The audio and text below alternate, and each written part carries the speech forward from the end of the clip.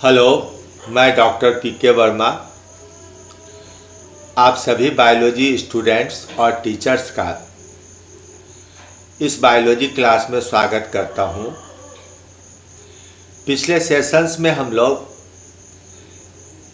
Genetics के विभिन्न सिद्धांतों को देख रहे थे। मेंडल के नियमों को देखा हमने, लिंकेज की घटनाएं, क्रॉसिंग ओवर की घटनाएं देखी, सेक्स डिटर्मिनेशन का भी हमने अध्ययन किया। अब एक नई बात आती है, क्रोमोसोम की रचना में परिवर्तन, क्रोमोसोमल एब्रेशन। इसके साथ ही एक और बात आती है, कभी कभी क्रोमोसोम की संख्या में भी परिवर्तन होता है, जिसे हम लोग प्लॉइडी नाम देंगे। तो अभी हम लोग डिस्कस करेंगे पहले एब्रेशन और उसके बाद प्लॉइडी।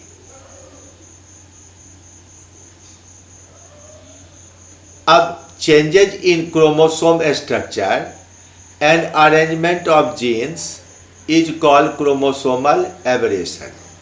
क्या बात हुई कि क्रोमोसोम के अंदर जो जीन सजे हुए हैं, दोनों भुजाओं पर अलग अलग प्रकार के जीन सजे होते हैं। अगर उनको बढ़ा घटा दिया जाए तो आर्म की लंबाई में परिवर्तन हो जाएगा। एक जगह से उठाकर कहीं दूसरी जगह पर ला दिया जाए तो अड़ोस पड़ोस के जीन बदल जाने से पोजीशन इफेक्ट यानी लोकस के परिवर्तन का प्रभाव पड़ेगा। कभी कोई जीन खो जाए, कभी कोई जीन की संख्या बढ़ जाए, इस तरह की घटनाएं अगर होती है तो उसको क्रोमोसोमल एब्रेशन कहते हैं, यानी क्रोमोसोम का दोष। अब देखिए, इस एब्रेशन को डायग्राम के थ्रू दिखलाया गया। आप इस डायग्राम में देखिए, क्रोमोसोमल एब्रेशन दिखलाया गया है। पहला जोड़ा क्रोमोसोम पर ध्यान से देखिए, एक छोटा सा ग्रे एरिया है। इसमें ऊपर 4 जीन लगातार और नीचे 2, एक चौड़ा बैंड एक पतला बैंड दिख रहा है। यह हिस्सा टूट गया, तो यहाँ पर वो मिसिंग हो गया। अब इसमें अगर कोई डोमिनेंट एलेल हो तो वह उत्पन्न नहीं होगा। ठीक इसके विपरीत यही ग्रे एरिया एक क्रोमोसोम से टूट गया तो ये ऐसा हो जाएगा, पहले जैसा हो जाएगा डेलीशन, लेकिन टूटकर वह अपने होमोलोगस क्रोमोसोम पर अगल बगल आकर जुट गया। तो अब होमोलोगस क्रोमोसोम में एक ही जैसे जीन का 2 कॉपी जमा हो गया। मान लिया BCD जीन है तो फिर दोहरा के आ जाएगा BCD जीन, तो यहाँ डुप्लीकेशन हो गया। तो अगर क्रोमोसोम में डुप्लीकेशन होगा एक पर, तो उसके होमोलोगस से वह जीन गायब हो जाएगा, यानी डिलीशन हो जाएगा। तीसरा केस देखिए, यहाँ सजावट पर ध्यान दीजिए। इसी ग्रे एरिया को टूटने के बाद उल्टे क्रम में सजाया गया, नीचे का जीन ऊपर, ऊपर का जीन नीचे। तो इस घटना को इन्वर्सन कहते हैं। अब चौथा केस, जिसे ट्रांसलोकेशन कहा जा रहा है, इसमें 2 अलग अलग क्रोमोसोम इन्वॉल्व है। एक का टूटा हुआ हिस्सा दूसरे पर और दूसरे का टूटा हुआ हिस्सा पहले पर चला गया। तो इसका नतीजा यह हुआ कि दोनों क्रोमोसोम की रचना में परिवर्तन हो गया। तो ये क्या कहलाया? तो ये ट्रांसलोकेशन कहलाया।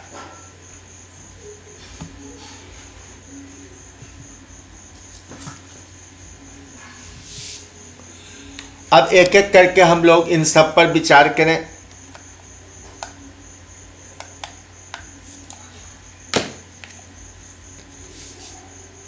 ये पहला केस है डिलीशन का। When a part of chromosome breaks and lost is in a cell line, the problem is deletion। यानी क्रोमोसोम का कोई हिस्सा एक छोर से या बीच से टूट जाए और टूटकर वो खो जाए, तो उसमें पाए जाने वाले जीन भी पूरी तरह से खो जाएंगे।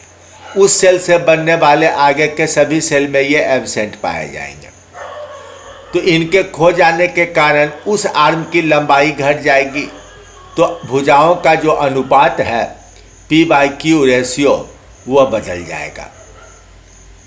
अब मैंने पहले ही कहा कि जेनेटिक कैरेक्टर में भी लॉस्ट, क्योंकि जो जीन खो गया उसके कारण कुछ न कुछ तो कमी हो ही सकती है।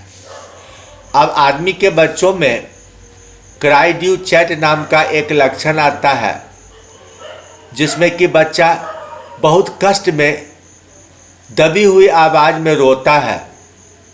बहुत कमज़ोर छोटा सा हेड वाला बच्चा है, उसके अंदर हार्ट से संबंधित कई समस्याएं हैं। इसके कारण उसका बहुत कम उम्र में 1-2 महीने के अंदर आमतौर से डेथ हो जाता है। तो ये कैसे उत्पन्न हुआ? तो इस बच्चे में 21वें नंबर के क्रोमोसोम का 5th नंबर क्रोमोसोम का शॉर्ट आर्म टूट चुका है। आगे हम उसका क्रोमोसोम भी देखेंगे। दूसरा केस है डुप्लीकेशन का, कि क्रोमोसोम का एक हिस्सा टूटा हुआ हिस्सा अपने होमोलोगस क्रोमोसोम पर चला गया और वहाँ जाके जुट गया, तो जीन की संख्या उस पर दोगुनी हो गई। सेम प्रकार के जीन 2-2 कॉपी हो गए और पहला में क्या हुआ? लॉस ऑफ जीन हुआ। तो जब डुप्लीकेशन होगा तो डेलीशन हर हाल में होगा, लेकिन सिर्फ डेलीशन भी हुआ करता है।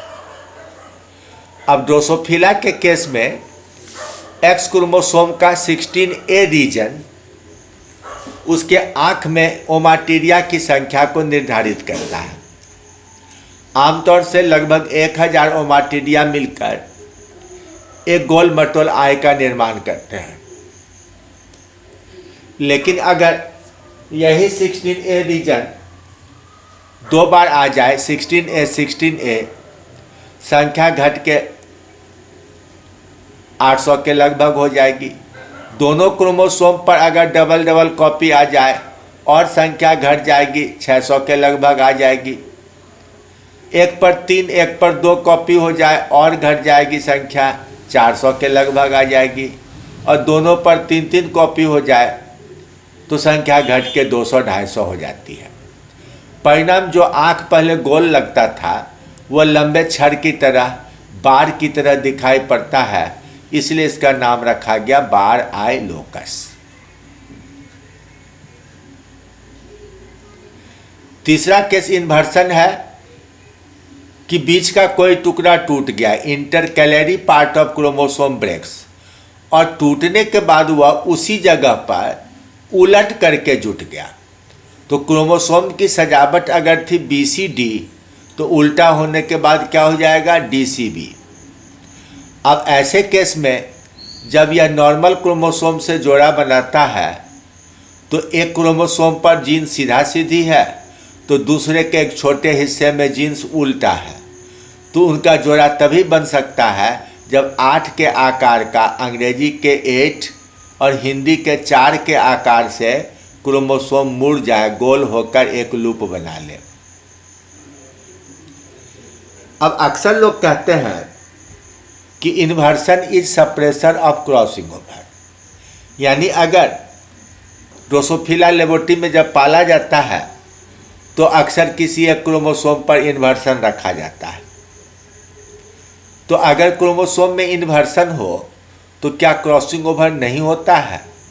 तो हाँ, होता है, क्रॉसिंग ओवर होता है, लेकिन जो क्रॉसिंग ओवर के बाद गैमीट बनते हैं वे गैमीट इनवायबल होते हैं, वे रह नहीं पाते हैं, जिंदा नहीं रहते हैं, मर जाते हैं।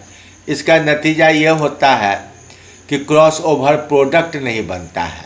तो सप्रेस तो इसने नहीं किया क्रॉसिंग ओवर को, लेकिन क्रॉसिंग ओवर का प्रोडक्ट नहीं बना, तो हम कह सकते हैं कि यह पार्शियली करेक्ट स्टेटमेंट है, यह पूर्ण रूप से सही नहीं है, आंशिक रूप से सही है।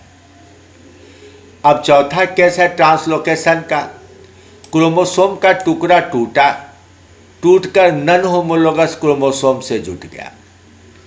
हो सकता है कि एक का टुकड़ा दूसरे पर चला जाए, हो सकता है कि दूसरे का टुकड़ा भी टूटकर पहले में चला आवे। कई बार तो ऐसा होता है कि 1 नंबर क्रोमोसोम का टुकड़ा 2 में, 2 का 3 में, 3 का 4 में, 4 का 5 में, 5 का 1 में, मतलब सीरियली यह एक दूसरे पर जाते चला गया। तो इसके कारण बड़ा ही इंटरेस्टिंग पेयरिंग हो जाता है। किसी में वह चौराहा बना हुआ, किसी में 3 क्रोमोसोम आपस में चिपके हुए, किसी में रिंग बनता हुआ दिखाई पड़ेगा एनाफेज में, मेटाफेज और एनाफेज में। अब वही जो हमने पहले चर्चा किया कि यह कौन सा चीज़ है, तो पहला केस है डिलीशन का। यह टुकड़ा टूट गया, तो टूट जाने के कारण दूसरे क्रोमोसोम पर ये नहीं है, यहाँ पर ये मिसिंग है। दूसरा केस में ये छोटा सा लाल से घिरा हुआ जो क्रोमोसोम का एरिया है वह टूटकर दूसरे में जुट गया, तो 2-2 कॉपी हो गया। तीसरा केस है जिसमें यह टूटा और टूटकर उल्टा होकर फिर से जुट गया। ये डायग्राम हमने पहले भी डिस्कस किया था, दूसरा डायग्राम था, लेकिन बात यही थी। और यह चौथा केस है जिसमें कि एक का टुकड़ा दूसरे पर, दूसरे का टुकड़ा पहले पर, इधर से इधर और इधर से इधर एक्सचेंज हो गया। अब एक हम 5वां केस लेके चल रहे हैं, आइसोक्रोमोसोम बनने की बात कर रहे हैं। क्या हुआ है कि मान लीजिए कि इस क्रोमोसोम का एक आर्म टूटकर पूरी तरह से खो गया, तो जब मेटाफेज का अंतिम स्टेज आएगा तो ऊपर का आर्म 2 क्रोमेटिड में बढ़ जाएगा। अब बढ़ने के बाद ये सीधा हो गया, तो जो जीन ऊपर के आर्म में रहेगा वही जीन नीचे के आर्म में भी रहेगा, लेकिन उसकी सजावट उल्टी होगी। ABCD तो DCBA, ऐसे उल्टी सजावट होगी। तो ऐसे क्रोमोसोम को बोलते हैं आइसोक्रोमोसोम। अब हम लोग एक एक करके विभिन्न ह्यूमन बीइंग में होने वाली समस्याओं को क्रोमोसोम मैप के आधार पर देखें। यह पहला केस हमने लिया डिलीशन का, नाम है क्राइड्यू-चैट सिंड्रोम। यहाँ पर 5वां नंबर क्रोमोसोम को देखिए। ये ऊपर वाला हिस्सा जो शॉर्ट आर्म है ये थोड़ा बड़ा है, उस पर एक डार्क कलर का जीन का रीजन दिखाई पड़ रहा है, क्रोमोसोम का रीजन दिख रहा है, लेकिन ये दूसरी तरफ नहीं दिख रहा है। तो क्या हुआ, शॉर्ट आर्म में डिलीशन हो गया, क्रोमोसोम नंबर 5 के शॉर्ट आर्म में डिलीशन हो गया, जिससे यह क्राइड्यू-चैट सिंड्रोम उत्पन्न हुआ। इस डायग्राम में यह एक लड़की है, क्योंकि अंत में आपको जो यहाँ नीचे दिखला रहे हैं यहाँ 2 X क्रोमोसोम है।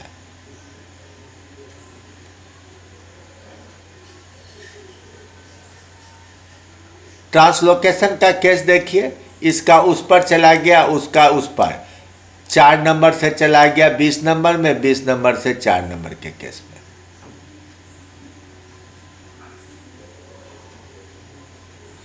अब देखिए रॉबर्टसोनियन ट्रांसलोकेशन, यहाँ पर क्या हुआ है, सेंट्रोमियर ब्रेक किया तो 2 हिस्सा में बट गया। अब अगर एक मेटासेंट्रिक या सब मेटासेंट्रिक क्रोमोसोम है जिसके बीच में कहीं सेंट्रोमियर है, उसका ट्रांसवर्स डिवीजन हुआ तो दोनों आर्म में सेंट्रोमियर का थोड़ा थोड़ा हिस्सा चला गया, तो 2 टीलोसेंट्रिक क्रोमोसोम का निर्माण होगा। तो जब टूट करके 2 हो जाए तो कहेंगे सेंट्रिक फ्यूजन, लेकिन ऐसे 2 टीलोसेंट्रिक क्रोमोसोम आपस में जुटकर एक भी बना सकते हैं तो कहेंगे सेंट्रिक फ्यूजन। यहाँ देखिए ये 2 क्रोमोसोम हैं, ये आपस में जुटकर एक बन गए तो सेंट्रिक फ्यूजन। यहाँ इसी क्रोमोसोम का सेंट्रोमियर दिखलाया गया है अलग अलग, तो क्या कहा है, GGAG, यह एक क्रोमोसोम का जीन है और दूसरा में है GGA2Q। जब ये दोनों जुट गया तो एक ही क्रोमोसोम के 2 आर्म पर ये 2 प्रकार के जीन चले आए। अब देखिए यहाँ हम दिखलाए कि यहाँ पर ट्रांसवर्स डिवीजन पॉसिबल था, तो इस केस में ट्रांसवर्स डिवीजन हुआ, ये 2 टीलोसेंट्रिक क्रोमोसोम के 2-2 क्रोमेटिड बन गए। लेकिन ये दोनों क्रोमेटिड अगर 2 आर्म की तरफ बिहेव करेंगे, ऐसे हो जाएगा तो एक छोटा क्रोमोसोम एक बड़ा क्रोमोसोम, ये आर्म और ये आर्म एक समान, ये आर्म और ये आर्म एक समान, तो इसको क्या नाम देंगे, आइसोक्रोमोसोम। तो सेंट्रिक फ्यूजन उसके कारण क्या उत्पन्न हुआ, तो आइसोक्रोमोसोम उत्पन्न हुआ। अब कभी कभी क्रोमोसोम या क्रोमेटिड का अंतिम छोर टूट जाता है, टूट करके वह दोनों टुकड़ा खो गया, बाकी बचा हिस्सा दोनों छोर पर आपस में जुड़ जाते हैं तो रिंग बन जाता है। अब आदमी में ऐसे रिंग लगभग सभी ग्रुप के क्रोमोसोम में बनते हैं, लेकिन जी ग्रुप के क्रोमोसोम में ऐसा रिंग बनना ज़्यादा कॉमन है। देखिए, ये क्रोमोसोम नॉर्मल क्रोमोसोम का स्ट्रक्चर है। ये छोर मान लिया टूट गया और ये छोर टूट गया। अब बाकी हिस्सा एक दूसरे से ऐसे जुट गया, तो जुट गया तो क्या बन जाएगा, तो रिंग बन जाएगा। तो ये नीचे डायग्राम जो है, नीचे फोटोग्राफ है, ऊपर डायग्राम है अलग से। तो ये ऊपर तो ब्लैक एंड वाइट जो आपको दिख रहा है, ये सिंपल एसिटोकार्बाइन स्टेनिंग से बनाया गया है, लेकिन नीचे जो आप चमकदार देख रहे हैं डार्क में, वह क्विनाक्रिन नाम के एक फ्लोरिसेंट स्टेन के द्वारा देखा जा रहा है। अब आइए प्लॉइडी पर। प्लॉइडी का मतलब होता है क्रोमोसोम के सेट में परिवर्तन, यानी पूरे के पूरे क्रोमोसोम में एक भी जीन का लॉस नहीं होगा, लेकिन संख्या में परिवर्तन होगा। आमतौर से जो लोअर प्लांट्स होते हैं, थैलोफाइटा और ब्रायोफाइटा, उनमें एक सेट क्रोमोसोम होता है। वह उसका बेस नंबर है मोनोप्लॉइड या हैप्लॉइड कहला रहा है। और हायर प्लांट और एनिमल में क्या होता है, 2 सेट, तो इसको बोलते हैं डायप्लॉइड। अब हो सकता है 3 सेट, 4 सेट, 5 सेट, 6 सेट ऐसे बढ़ जाए।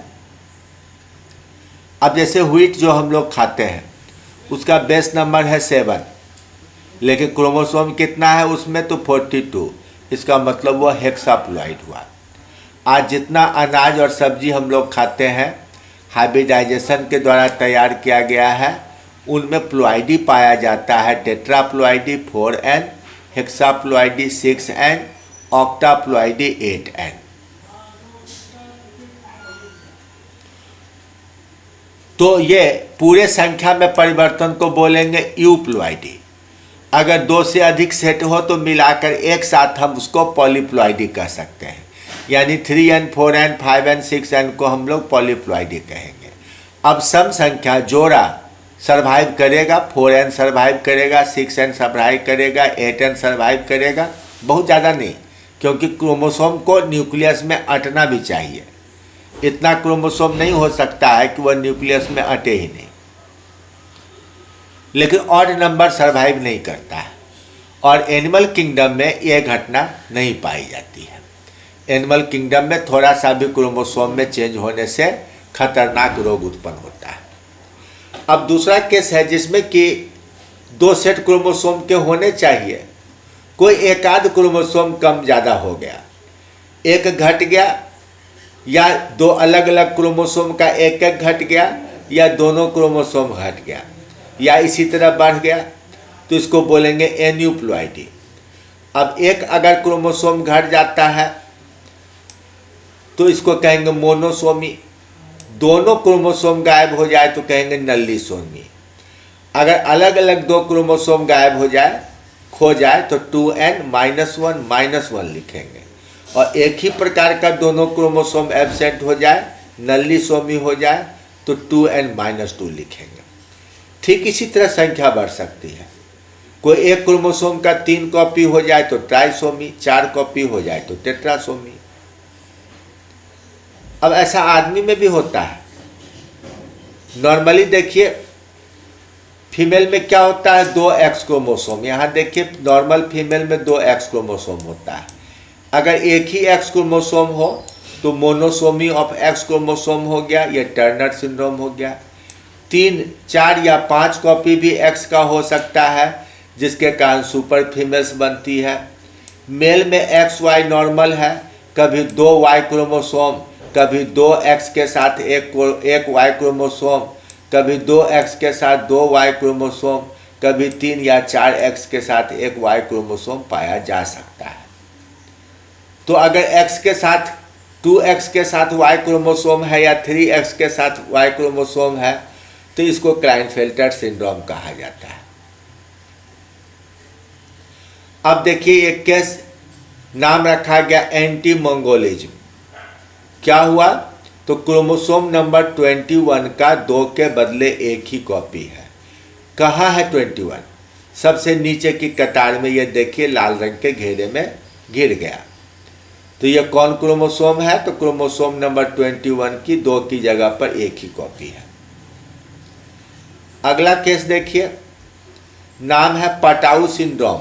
नाम याद रखिएगा और किस कारण से हो रहा है वह भी याद रखिएगा, क्योंकि एक न एक क्वेश्चन हर साल मेडिकल में ये आते रहता है। तो पटाऊ सिंड्रोम में क्या हुआ? क्रोमोसोम नंबर 13 का 3 कॉपी। 13 कहाँ है? तीसरी कतार का पहला ग्रुप। 3 क्रोमोसोम है 13 में, देख लीजिए यह भी लाल से घेर दिया गया। यहाँ 3 कॉपी के कारण एबनॉर्मलिटी आएगी। अगला केस है एडवर्ड सिंड्रोम। इसमें क्रोमोसोम नंबर 18 का 3 कॉपी है, तो ट्राइसोमी ऑफ क्रोमोसोम 18।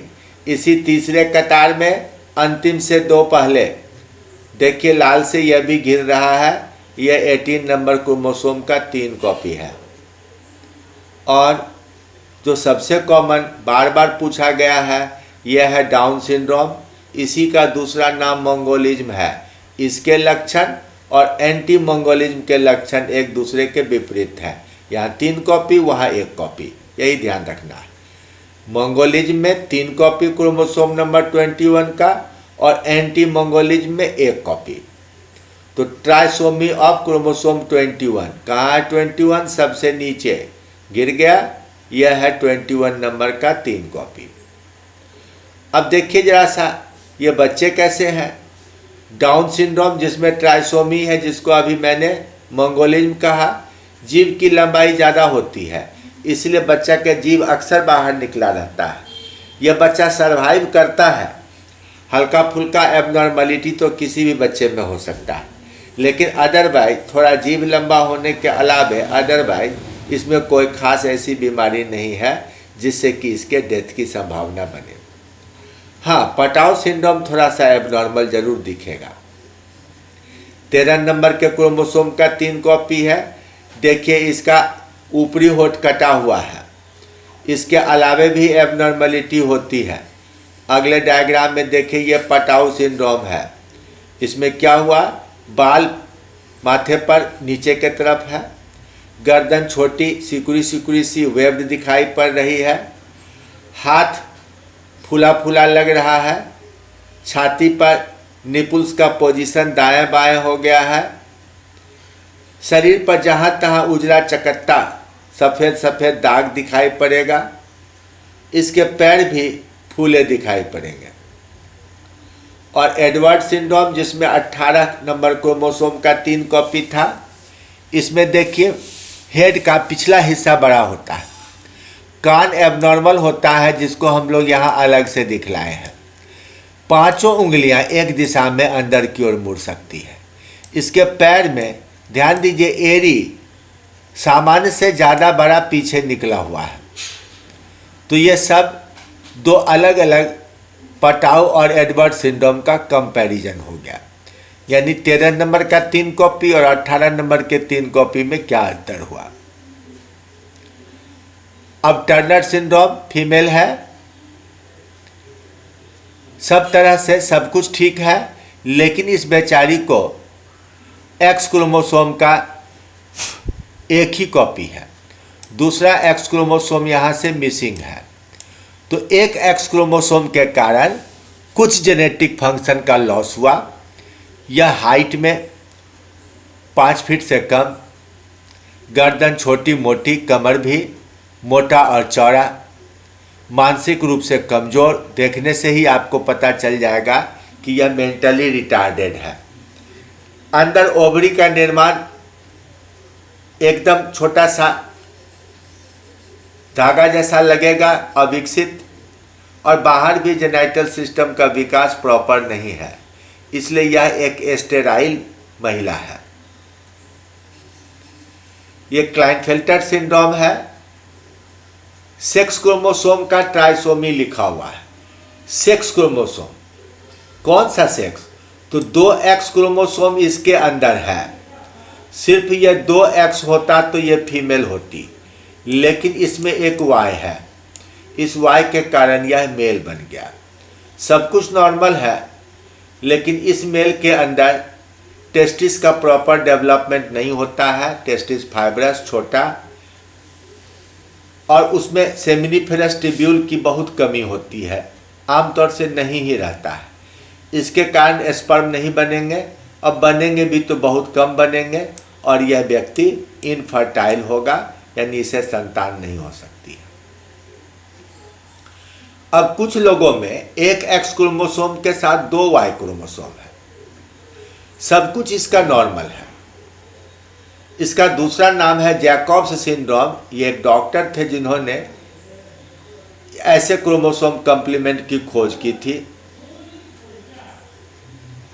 इस एक्स्ट्रा Y क्रोमोसोम के कारण क्या हुआ? तो सब कुछ नॉर्मल है, तो एबनॉर्मल क्या?